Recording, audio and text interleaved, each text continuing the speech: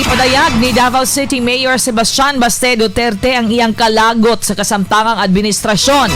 Atol sa gilusad nga Reform Alliance for Accountability for Good Governance and Ethics, Kunrage Mindanao niadtong Sabado, May 23, 2026. Sa mensahe ni Mayor Baste, miuyon siya sa gisulti ni kanhi Congressman Mike Defensor nga dunay martial law nga nahitabo dinhi sa nasod tungod sa mga nagapanghitabo diin dunay mga gipangkasuhan gumikan sa pagbatok niini sa gobyerno. Ato paminaon ang pamahayag ni Mayor Baste. This is not even a silent martial law.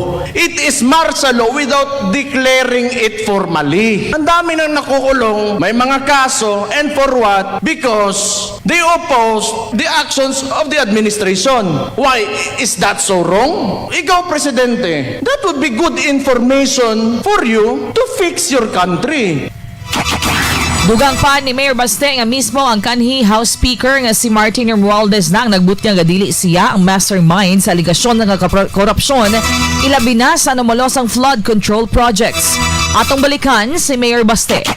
Lumabas na nga si Martin Romualdez. That was actually an admission that there are anomalies in the preparation of the budget. Ang sinabi niya lang, hindi siya ang mastermind. And who is higher than Martin Romualdez? Sino susunod? Sino paperman ng budget? Ferdinand Bongbong Marcos Jr. Adik Bangag. Sabi ng kapatid niya.